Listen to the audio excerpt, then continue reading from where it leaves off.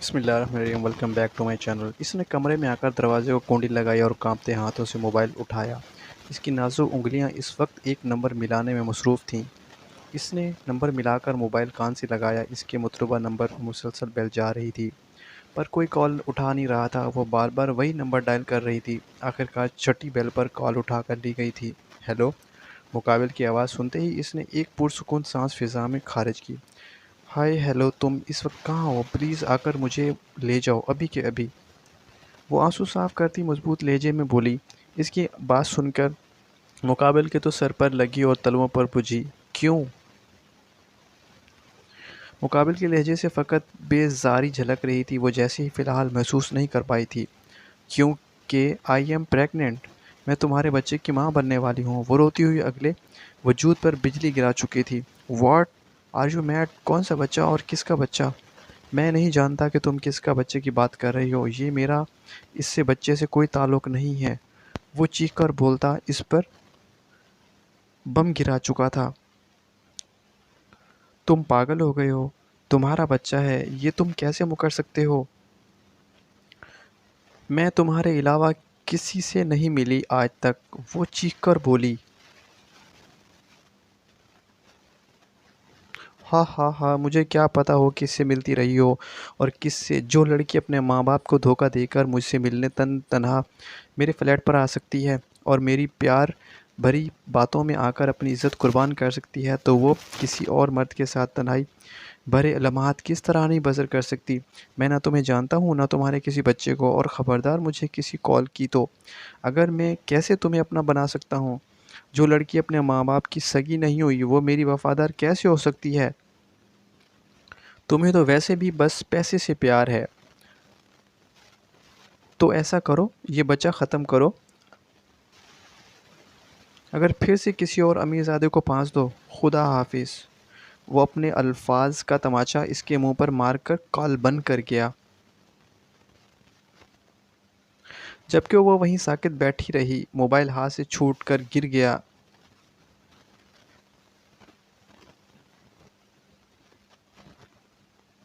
نیچے گر چکا تھا۔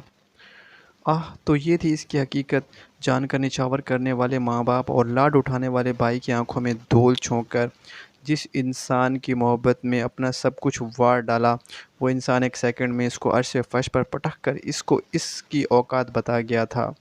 اتنے میں دروازہ دھڑ دھڑایا جانے لگا تو اس نے بے جان سی ہوتی ٹانگوں سے اٹھ کر دروازہ کھولا۔ سامنے چہرے پر سپاٹ تاثرات سجائے اس کی ماں کھڑی تھی۔ انہوں نے اسے بازو سے پکڑ کر سائیڈ پر کیا اور اندر آ گئیں۔ فون ملاؤ اس کتے کو۔ لہجہ پر تاثر سے پاک تھا۔ کس کو؟ وہ نہ سمجھ سی پوچھنے لگی۔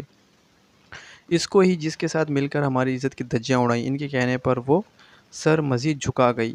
کیا تھا فون؟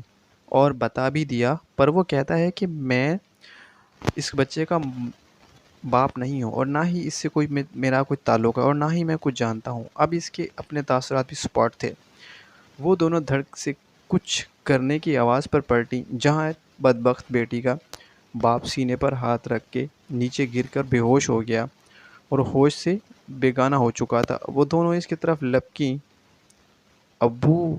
اس کی تڑپ کر کہنے پر اس کی ماں نے ایک اور تھپڑ اس کے منہ پر مارا۔ خبردار منحوس لڑکی! اگر اپنی ناپاک زبان سے میرے شوہر کو پکارا بھی تو پہنچا دیا نا باپ کو موت کے منہ میں۔ ارے دعا کر بدبخت کہ تیرا باپ زندہ نہ بچ پائے، ورنہ یہ دنیا تیرے باپ کی سزا میرے شوہر کو دے کر مار ڈالے گی۔ اماں پلیز ابو کو ہسپتال لے کر چلو، وہ روتی چیختی چلاتی تھی، پر اس کی ماں بہتی آنکھوں کے ساتھ جامد وجود لیے اپنے شوہر کے نیم مردہ وجود کے پاس بیٹھی تھی۔ اتنے میں عمر گھر میں داخل ہوا۔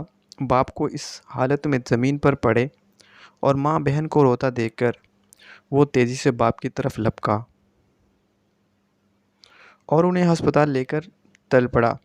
اس کی ماں بھی اس کے باپ کے اور بھائی کے پیچھے چلی گئی اور وہ اکیلی صحن میں بیٹھی تھی، اپنی کرتوتوں کی سیاہی اپنے آشیانے پر پڑتے ہوئے دیکھتی رہی۔ وہ ابھی گھر میں داخل ہوا تھا، ایک کال سننے دروازے پر ہی رک گیا۔ کال سننے کے بعد وہ جیسے ہی دروازہ بند کرنے لگا، سامنے سے آتا وجود تیزی سے اپنا ہاتھ دروازے پہ رکھ گیا۔ वाली ये सांसें साकत हुई थीं। इस हसीना को देखते ही वो पीछे हटकर खड़ा हो गया था, तो वो भी बिला झिझक अंदर दाखिल हो गई। वो इसके सामने आकर इसे देखने लगी। घनी मूँछों तले अनाबी लब, तीखी नाक, मोटी मोटी आँखों के साए, शहाबी रंगत और मजबूत जिस्म वाला वली हैदर किसी लड़की का ख्वाब हो सकता था। अगर इसके पास पैसा होता तो ये खुशबख्त का ज़ाती ख्याल था। शादी करना चाहते हो मुझसे? सुना है कि पसंद करने लगे हो मुझे। वो इसकी आंखों में देखती है बेधड़क बोल रही थी। वली इसकी बात पर नागवारी से नज़रें फेर गया। इसने इस लड़की से बेइंतहा मोहब्बत की थी, पर इसका ये अंदाज़ इसे खासा नागवार गुज़रा था। इसे लड़कियां हमेशा शर्माती झमकती हुई पसंद थी, और ये लड़की बिल्कुल इसके बरक्स। पर फिर भी वली हैदर खुशबख्त को अपना दिल दे चुका था। काश खुशबख्त समझ पाती कि वह कितने बख्तून वाली थी, जो वली हैदर जैसे मर्द ने उसे पसंद किया था। पर वो समझ पाती तो ना। ये क्या तरीका है बात करने का? और आप अकेली यहाँ क्या कर रही हो? और आप अकेली यहाँ क्या कर रही हो यहाँ पर? वो इसे देखे बगैर खुशगवारी से बोला, बदबख्त हो गई। मतलब हद है, ये बंदा इसे इग्नोर कर रहा है, जैसे मैं सामने नहीं खड़ी बल्कि कहीं और खड़ी बात कर रही हूँ। ओ इस्लामी भाई, मैं यहाँ कोई लेक्चर देने नहीं आई, बल्कि ये बताने आई हूँ कि तुम मुझसे यानी खुशबख्त से शादी के ख्वाब सजा कर बैठे हो ना, इन्हें भूल जाओ। मैं मर कर भी तुमसे जैसे कंगले इंसान से शादी नहीं करूँगी। सुना तुमने, इसलिए शराफत से खुद इनकार कर दो, वरना अच्छा नहीं होगा। वो उसे उंगली दिखाती धमकाने लगी। आपको जो भी कहना है ना जाकर अपने वालिदैन से कहें।